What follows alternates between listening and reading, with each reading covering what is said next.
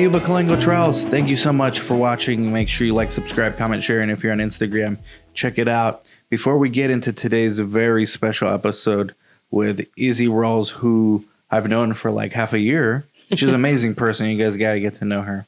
Luis, tell them about the phone number. If you're interested, we do studies, paid studies for depression, weight loss, heart disease, chronic kidney disease, asthma, eczema, all kinds of stuff. What's that number? You can text this guy right here. It will be 928-315-3715. There you go. So with that being said, we got Izzy Rawls here. Thank you so much for doing this. I know you're busy. That's one of the reasons why I wanted to interview you. Like, you're literally stopping your work to do this. So you are the manager, I guess, at Westar. General manager here at Westar Plumbing, which is also the landlord of Yuma Trials. Correct. And you guys have been very nice and accommodating as we've been growing. You've been helping us grow, and we really appreciate that. And you've introduced us to really nice neighbors that we have, some of them. And we wanted to share you with Yuma. Perfect. So you're an entrepreneur. Yes. You're not just general manager, you're an entrepreneur. You're always working on different opportunities. And Correct. It'd be cool to kind of get a little bit of your background. How did you get started as an entrepreneur? Like, was it something early on in your life that you noticed as a kid, or when did it come up? So pretty much, I was 15 and I started at my aunt's glass shop, for windows, and they do just glass here repairs. In Yuma? Here in Yuma. In Yuma, okay. And so I started just basically answering the phone, just a little part-time job, and then I would go back in the shop and learn how they cut the glass and what they did, and so on. Is that the glass shop on 16th? It's off of 5th and 16th. Mm-hmm. I think I bought 80s or something. It's called. It's Louis glass. Yes. I ordered some for one of my homes for the shower. Really? They were like super cool. They are. They're really cool. She's a cool person. Yeah. So she was my first employer. And so I was working with her and just kind of learning different things. And then on weekends, I would actually work at the swap meet. And I was 14, 15, and get up 5 o'clock in the morning, go to work and sell produce and sell boots for all the field workers. And I would make them, I think at that time was like $100 or $200 for the weekend. Always entrepreneur. At a weekend? Yeah, I think it was 100. I can't remember. I was 14, and I'm not going to tell you how old I am right now, but it was a long time ago. That was a lot for a 14-year-old. Yeah. So I could buy, whatever I needed. But no one told you to do this. You just did it. No, yeah. Because I met your mom, but she didn't push you to do this, or No. My mom worked a lot, so we've always known to work because both of my parents have been hard workers. But that's kind of how I started that, and then at 17, I became an intake coordinator for a counseling facility. And so I would do intakes. I started as a secretary. Also here? No, in Bullhead City, Arizona. Oh, okay. Yeah. So I started as secretary, just kind of answering the phone, filing stuff away. And then she upgraded me to an intake coordinator. And it was for domestic violence, substance abuse, et cetera. And wow. So you've worked with mental illness, family, social services. Mm-hmm. And I would do all their intake and all the questionnaires and everything for them, set them up on their plan, and then they would do the consultation with the doctors. So I went into that. But, like I was telling Luis earlier, it's just I've always wanted to just kind of work something myself. So I've always been an independent contractor to where, yes, you give yourself a schedule, but if you are a disciplined independent contractor, you do give yourself that schedule. You're not I'll work today, not tomorrow. Yeah. You always see me here. You're a hard worker. Yeah, you see me here all day, even though I set my time, I'm still here all day, Yeah. But from there, I took courses for credit repair. And why were you interested in that? Just you thought that was something in demand? It was in demand. I think it still is. But at the time, I had a brand new baby and I didn't want anyone to watch him. So I said, what job? So I stopped working. And I said, what job can I do from home? That'll help, offset my husband's income, or at the time, my boyfriend's income. And that came up. And credit repair came up. Mm-hmm. And so I took a couple courses. I invested a little bit of money, learned. And then with that transition, it brought up bookkeeping, and it brought up business startup. So you learned all that on your own, like Right, just taking courses, self-learn. yeah. And then courses, Did you looking pay for into these it. courses, or you? Yes, I did pay for some of them, and then some of them I kind of just self-taught and learned and did, Wow. research. So you're a Whatnot. numbers person? I am. I've noticed Numbers that about don't you. lie. You did the courses online? Yes. Well, online and on video with like a one-on-one coach. So I paid a little bit more for that, but I think it was worth it. And so I did that, and I did that until my youngest was 5, and he was able to go to school. Yeah. And then I went, I kept doing my own with bookkeeping and business startup, and then I started doing solar. Solar. And I did that for about 7 years. How did that opportunity come to you, like solar? My mother. Oh, okay. My mother told me they had hired her to do lead generation. And Okay. the person that hired her at the time was looking for someone to do more of like a project management, type position. And so, I never done it. I'm sure it's not difficult as long as you learn. So I learned fast. And so I moved up. Mhm. And yeah, I did make a lot of money in solar. And I still do part-time. Like I'll do sales here and there for friends and Like stuff. what like sell? It's basically sales. For me, it was not really sales. I would do sales, but it would be here and there. I would make a sale. Mine was all project management and training. So I would project manage everybody's projects, or I would run trainings for. What kind of like software do you use for that? Like Microsoft Project or? No, they have like a CRM that's already okay. kind of put together. It's like a solar-based one that they use, the companies use, and you're privy to, and you're able to use them. You have any specific software using for this? Yeah, okay. Yeah, they have a specific one. The last one that they were using before I stopped, it was NetSuite, I believe. Oh, okay. Yeah, so I mean, I think it's we have available. something for research. It's called Creo, but it's basically the same so thing. something similar. Mm-hmm. So I did that, and then I came to Westar. And how did you? And this is your first foray into plumbing. Yes. So you learned the business like from the ground up. Yes, it took me from the day I started, probably until I started in November 27th, and probably like by February, I was like, okay, I know what I'm doing, Wow. So then I just kind of. So it's been a while since you started here in Westar. I think it was November of 21, November 27th of 2021. So 22, 23. So I'm 2.5, like a little bit over 2 years. Oh, November of 21. Yeah, that's kind of when I started YCT, basically. Yeah. More or less. Yeah. Wow. So that's when I started. But I started as a dispatcher. Well, I don't know. Like dispatcher kind of created estimates, Is that took what they're the doing in payment, there? what they're doing. We're gonna have a. Well, you guys will see the B-roll going through. Yeah. The B-roll going through and looking at everything with Westar. But you guys are like super busy. We are. The business hasn't been, it's been in business 25 years. So it's well known. And we are very busy. Is it just commercial or is it residential? It's or? both. Yeah, commercial, residential, both. What's like the bigger part of your business? Or are they like equal? So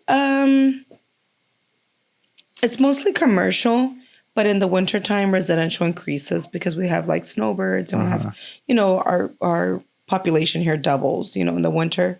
So everybody increases pretty much, any business. So we increase with residential in the winter. In the summer, it slows down residential, and it's basically commercial for the most part.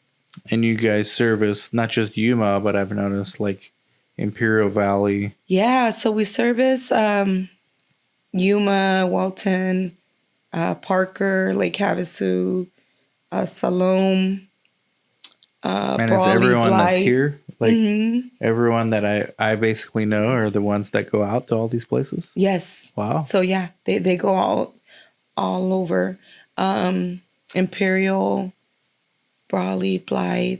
I mean, we've done some work for Texas Roadhouse and Tucson, Phoenix, Wow. because they've requested us to to go do their work. They liked the way that we did their work here, so they requested us out there. Oh, okay. And they didn't mind paying that trip charge. So the Texas Roadhouse that was here in Yuma, They you liked did a our good work. job for it Yeah. on them. So And they it's like hired- the same owners, or So it's the same corporation. Okay. So they hired us for 3 more out there in Phoenix and Wow. Tucson. So we Wow. went and knocked those out. Yeah. Wow. So it's pretty successful. It just needs a good person behind it. What's the behind hardest part scenes. of the plumbing business? If anyone's watching that wants to start a plumbing business. Ooh. The customer satisfaction, I believe, yeah. It's a little bit difficult because you have to satisfy a customer. I think it's anywhere, Yeah. but so that's something when we have our meetings, that's my biggest things to them, to all the, techs is make sure, it's the customer's always right. Without them, we don't sign a check at the end of the week, so we got to make sure that we take care of them. We want to make sure that they're important. When we're there, we're making that eye contact and we're like, yes, you're important. What you need? Okay, you need this. Okay, let's get this person what they need and make sure that we're, professional throughout the whole process. You usually receive a good feedback from your clients or your customers? I do. I actually, I have one right here. It's funny because it just got here with the check. She wrote the check and then she basically sent the invoice back, for her check. And then she just put, thank you for such a good service from the first time we contacted on. Very professional in the field and office. Thank you. Wow. So really great, That's spontaneous. This wasn't planned. Yeah, that was, I had it there for our meeting, so I wanted to show it to the guys. But, Yeah. So, yeah, and then we get cards from them. Those are customers. They send us cards, like thank you cards, champagne Now, from for our those- tenants. For those that don't know, you're also because you're the general manager of Westar, and Westar owns this beautiful building that we're in. And thank you guys. Shout out to my course. wife for finding it. Or else who knows where we would have ended up. Yeah. You're the property manager too. And like Yes. people come to you when they would need things. Like you're my contact. I come to you when I Right. need stuff. And I'm pretty sure that's not always easy. No, because, Dealing with commercial tenants and stuff right, like that. right. It's not always easy. And you have a lot of different businesses in one building and a lot of different personalities in one building. And so when you send out memos and when you want to tend to what one person is having a problem with, but you don't want to insult the rest of the people, the rest of the tenants in the building, it is difficult. It is difficult to send those memos out or those notices out. And it is difficult to please everyone. But I'm 99% sure that everyone, right now we're full capacity. We don't have any suites available. But I do feel that everyone that's in here is perfect. In here, I feel like everyone kind of blends well together. I don't really have too many issues right now as I thought I would with it being full capacity. Mm-hmm. And I feel like when something does come up, we have tackled it pretty, professionally. But I'm loving it. I try to interact with every single person in the building, like one-on-one, and get to know them and what they do and what their business consists of. I do my nails here. I do my hair here. Jenny. Yeah, I do my nails there. I do my eyebrows here. So I give back to the people that are leasing from us, and that's how I see it. Plus, my boss probably likes it because I don't leave. That's true. What is it? And you said that the owner of Westar started out, he was your friend. Yes, From the beginning. Yeah, we're still friends. I'm sorry. That's how you got into this role to begin with, right? There was Right. management, I guess, that left or something, and then you had the opportunity to take over. Right. He just asked me, hey, can you take over for a little bit while I figure out, who I'm going to put in the field? And so I guess this is a little bit, I'm still here. How do you like it versus like running your own thing? Like I said earlier, I really, really, I love numbers. I love bookkeeping. I love helping people start up businesses and be successful and being part of that and seeing that grow. It's really neat. But I I like the team we have here as well. And I like interacting with them, and I don't ever want them to feel like, oh, she's my boss. So we have that really good, environment here where it's like, hey, we're a team. I need you guys, but you guys need me. So I don't want you guys to hear me walk in and you're like, oh, she's the boss. Let's act different. So it's difficult to say what I like most, but I do like my own business. I like what I do, and I like seeing business grow. And business startup. Mm-hmm. What is like, let's say you're going into business, you're opening a new company in Yuma. What should you do?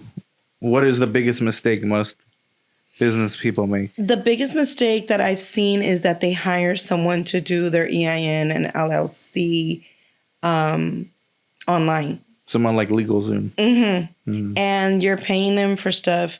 I mean, yes, you're going to have to pay me for my services, but I'm not going to charge you for an EIN that's free. So you pay them for stuff that's free. And so actually, that happened to Jenny.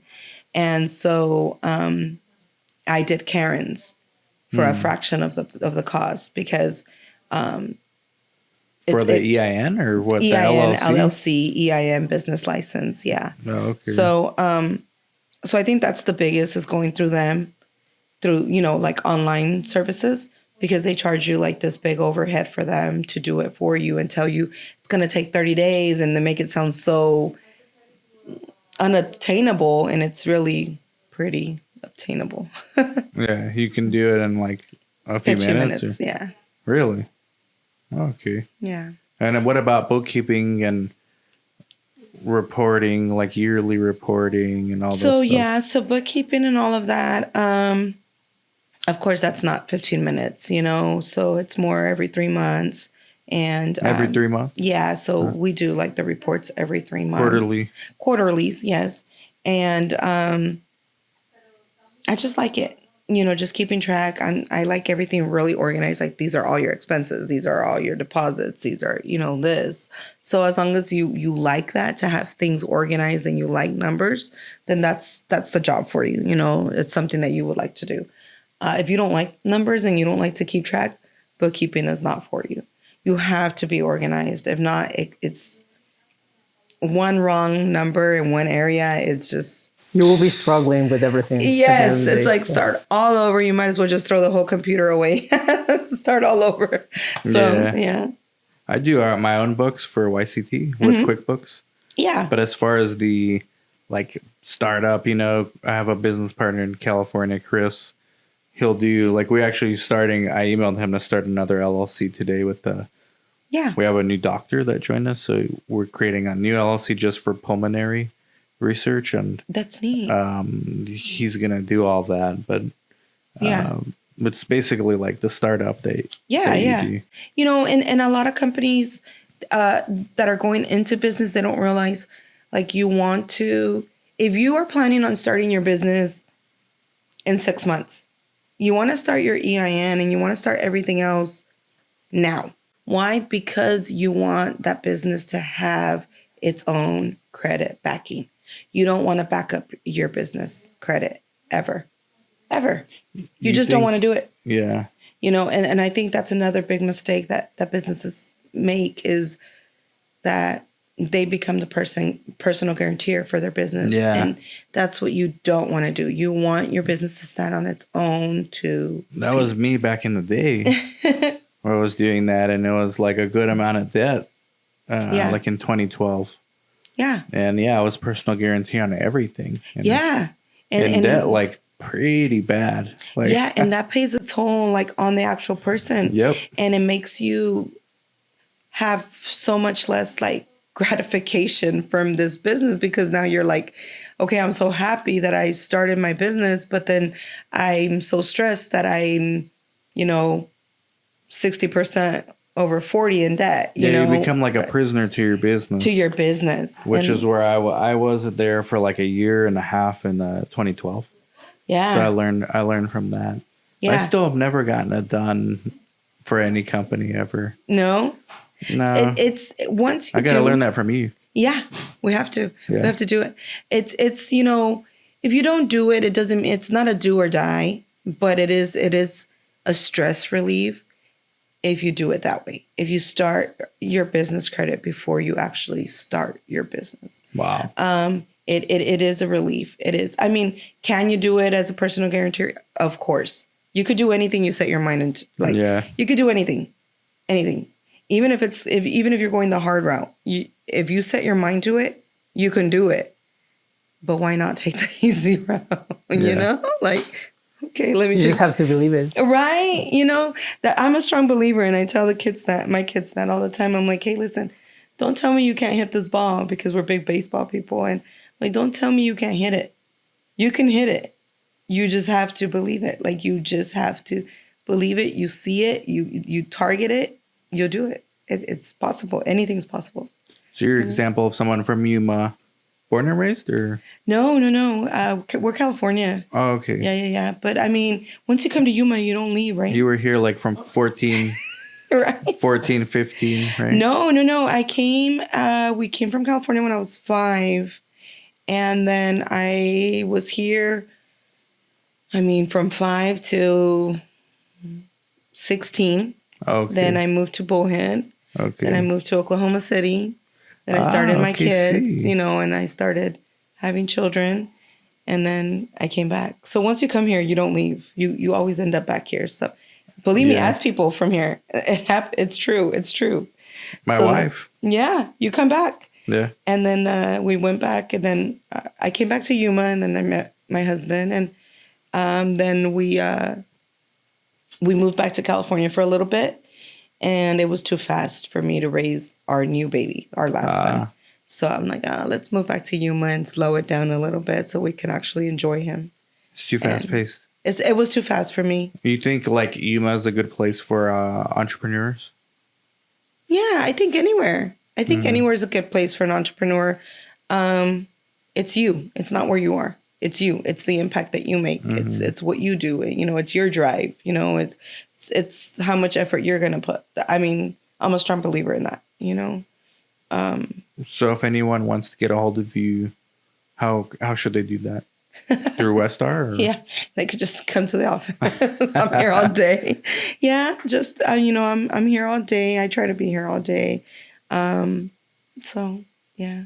And as far as for my my bookkeeping and my business startup, you could still find me here, I still run my business through here. Because I don't leave all day. So. If you want to get a hold of Izzy, just come to our office and then I'll walk you to You'll her. walk me over. Yeah. Yeah. Izzy, thank you. What other future plans do you have? So we want to grow in plumbing. So we want to do something in that field. Good business. Out in Vegas, yeah. Is it excellent business? It is. Or good? To me, it's an excellent business. I think that a lot of people here, older people get targeted and paying bigger prices than they should on repairing pipes and stuff that do need to be repaired. So I think that's one of the things that Westar does look into is have a reputable, honest company, because these people, they're on set incomes, and with that being said, as long as you give them good service, they're going to come back anyways, so why burn that bridge? I've seen quotes from other companies. We just did this elderly man here by the hospital, and they gave him, he did need a repiping. His house was built in 1961, and so galvanized pipe, which is pipe that deteriorates, they don't use it anymore really. And he got a $12,000 quote. We did his job for $7,600. And wow. And my guys, were like, hey, we will throw a couple hours in, and not clock in, just to help him out. Because he was on a set income, and we understand that. But he needed a restroom. And he's elderly and sick. And needs a restroom and didn't have one. That's the Instagram short right there, Daniel. This last part. People need to hear that. So we'll definitely spread that message because we need good. Yeah. More good and honest companies locally owned. It pays off. It pays off. No, we feel the same way as Yuma Clinical Trials. Anything else you want to ask? I mean, you have a website, Izzy, for Westar? For Westar, it's just www.westarplumbing.com. And then for your startup, they just come find you. Yes. It's IBM Solutions. Yeah. So, okay. Yes. Well, go connect with Izzy. Thank you so much for doing this. Of course. Inspiration to people watching. Bye-bye.